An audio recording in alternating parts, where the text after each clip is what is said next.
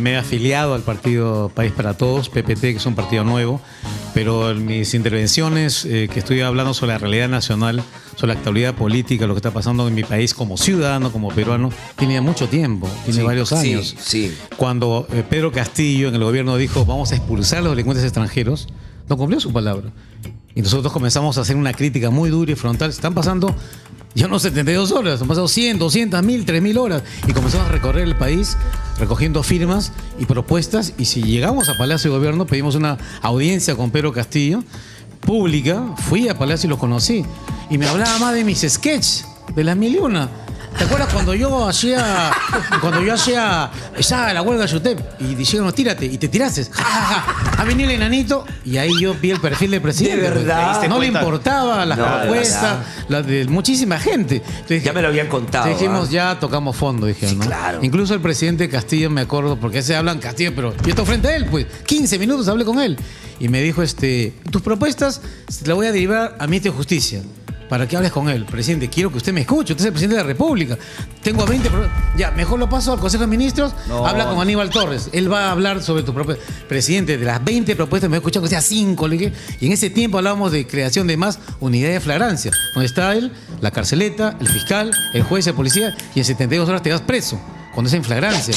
Nada le interesaba. Y esto ya... Es que no tenía idea de lo que y ahora venimos los resultados, pues. ¿Qué ha pasado? De mucho tiempo hablamos que esto iba a empeorar. Iba a ser una vorágine de violencia. Y ya con lo que pasó ayer en Manzanilla, en el Cercado de Lima. Terrible. Disculpen la palabra. Yo estoy muy indignado, lleno de rabia. Porque es un fuente ovejuna contra el ciudadano. Un fuente ovejuna contra las autoridades. O sea, aquí nuestra vida no vale absolutamente nada. No. ¿Cómo se puede ir buenos días a la familia del profesor que lo han matado delante de los alumnos? Y tenemos un imbécil como ministro de Educación haciendo arengas como si fuera un mitin político, con las mangas remangadas, para hacerse chistoso, con el cuerpo ahí todavía caliente el cadáver. Eso no se hace, hermano. Ese tipejo debería renunciar al gabinete. Además, o censurarlo, votarlo. O el ministro de Interior que dice, en otro impresentable, diciendo, un solo hecho no tumba nuestros... Señor, acá tengo los datos. 23 asesinatos en 19 días de estado de emergencia. 23, sí. No uno. O sea, ¿cómo puede decir eso un ministro del Interior o del Interror?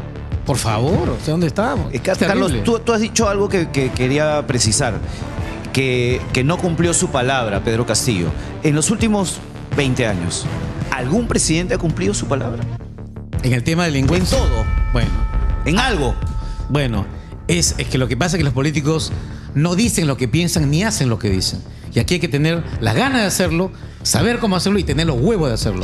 De eso se trata. Si no hay voluntad política, no hay decisión política de hacer las cosas, todo el mundo hace lo que quiere. Aquí hay leyes, hay buenas leyes. Lo que pasa es que no se aplican las leyes. Hablamos de la ley criminal, ahora se llama, ¿cómo se llama? Ahora van a cambiarle de nombre, ¿no? Ya no se llama del terrorismo urbano, es una estupidez. Hay terrorismo rural, terrorismo marítimo, si te asaltan en el mar, terrorismo espacial, son idioteces, son etiquetas. Y lo que yo creo es de que muchos presidentes quizás han tenido buenas cosas en el camino, pero al final nuestro Perú, y lo único que se puede rescatar es el tema de la economía, que más o menos hemos salido adelante dentro de todo. Pero eso tiene que ver con los recursos, no con las gestiones. Claro. O sea, también tiene que ver por el hecho que hablamos. Como el BCR, con Julio Velarde. Pero es la única entidad que tiene un concurso meritorio. O sea, estás ahí por mérito propio. No como funciona el Estado, que es a dedo. O sea, entras tú y colocas a toda la gente que te apoyó, que te financió en la campaña, pero que no tiene ningún tipo de preparación para llevar un... Pero es la gente que elegimos, lamentablemente. Un presidente no tiene por qué saber todo, tampoco ni un congresista. Pero cuando ves unos congresistas que le preguntan a Julio Velarde cuál es la alineación de Fossati frente a Uruguay, no me jodas, pues, hermano. Y encima están leyendo la pregunta.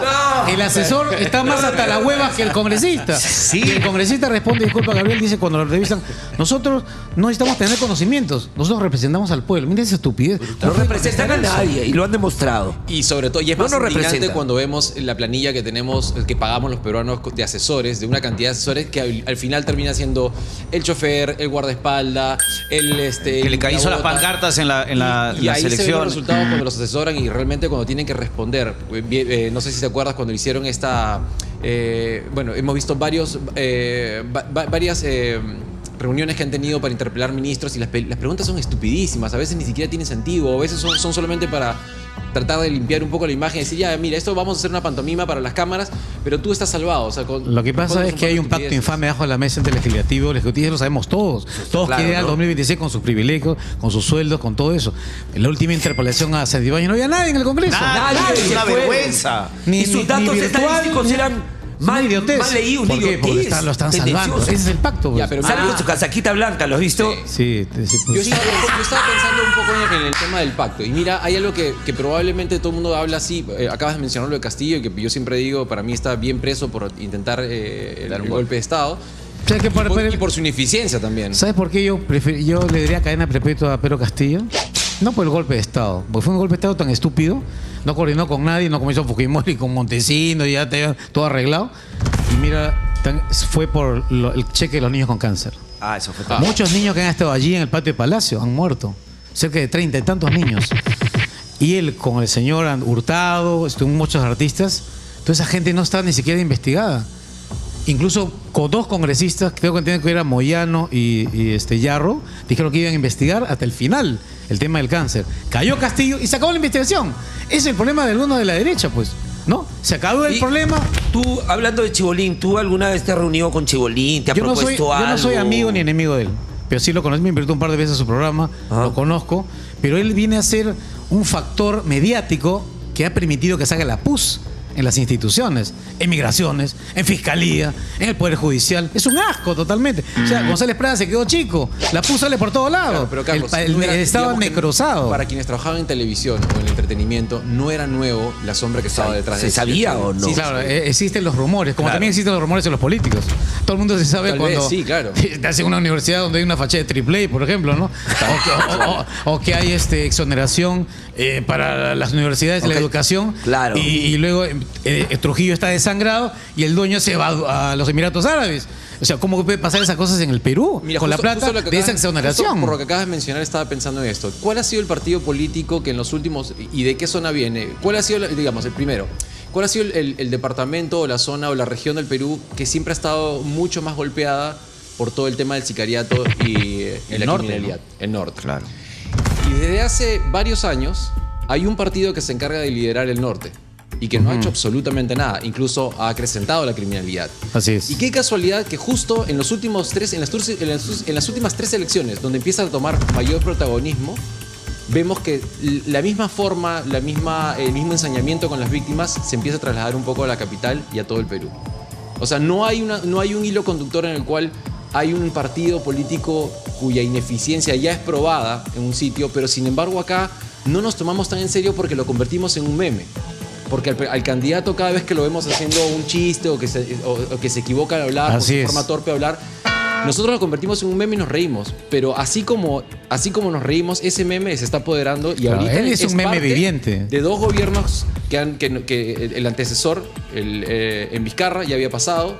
Con Castillo había pasado y sigue ahorita sucediendo a... Pero cuidado, que cuando los políticos postulan a la primera magistratura del país, que hay que adecentar la política, hay que renovar la política en ese sentido, recuperar la dignidad de las instituciones democráticas como el Congreso, el Poder Judicial, Ministerio Público, la Presidencia de la República es un asco. ¿Cómo es posible que todo tu presidente es preso, con arresto domiciliario? ¿Qué es eso, hermano? ¿Qué ejemplo puede estar toda la juventud? Cuidado, entonces hay políticos que se presentan y no importa que no ganen, porque tercian en el poder. Claro. El primero es yo tercio, en los votos de la... Y también, disculpa, y hay candidatas que nunca ganan, postulan 3-4 veces, pero necesitan bancada. Entonces la candidata es la locomotora para tener 20, 30 congresistas. Ahí está el manejo. Esa es la trampita. ¿Y qué congresistas? Bueno, violadores, cobradores de cupos. Perdón, el partido Podrimos Perú, creo que se llama, no sé, ha hecho una bancada con un montón de impresentados con los niños.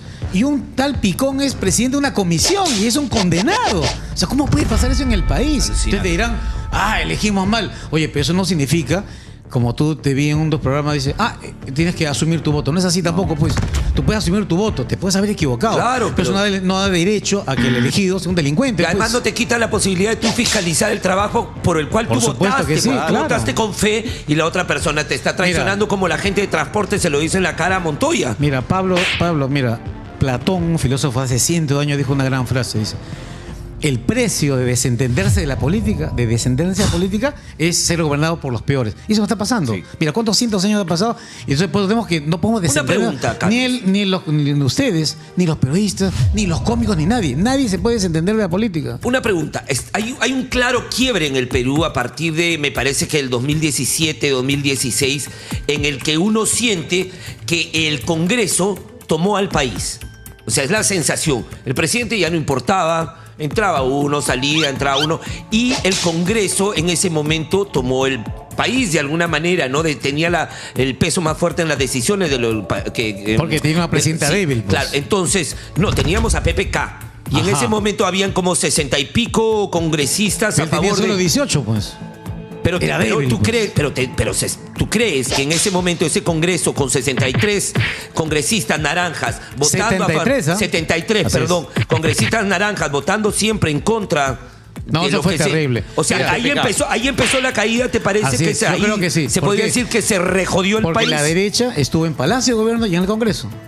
Ellos dos, PPK y Keiko Fujimori, son los padres de Pedro Castillo. Así que pienso lo mismo que tú. Eso de decir y también un grave ingrediente fue la pandemia. Y eso ha sido en toda la región. Eso fue la cereza en el helado de la elección de Castillo. ¿Por qué?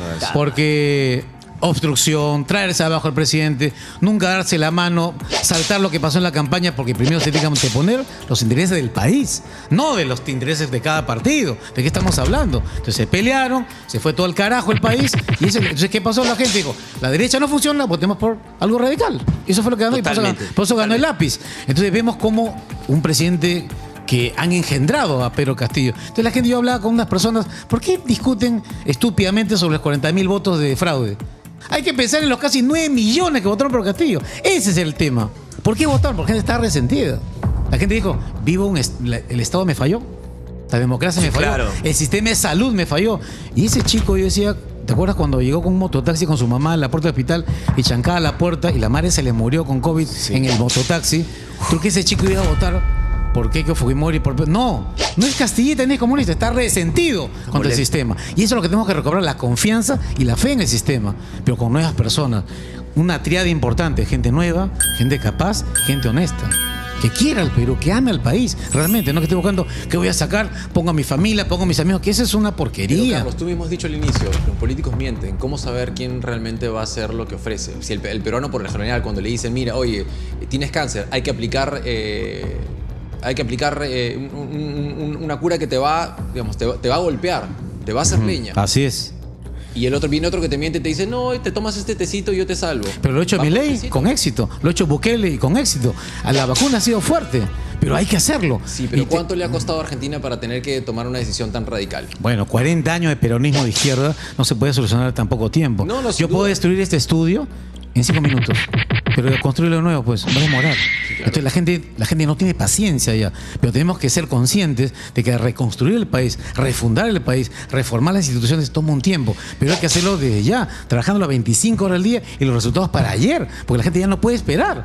O sea, mira, ¿cómo es posible los casos de hoy día? Calientito. En Villa Salvador nace una criatura en el piso, en el hospital de Villa Salvador. ¿Hay derecho a eso? No, es que no la atendían. Yo me pregunto, ¿cómo puede pasar eso con un bebé, con una criatura? O que ayer en Mangomarca han asaltado a enfermeras que estaban vacunando a los niños y los cuadran y le quitan los celulares. O sea, se ha perdido la humanidad, lamentablemente. La humanidad la hemos perdido. Y eso tenemos que recuperarlo. Ahora, ¿qué político miente? ¿Cuál dice una cosa y luego...?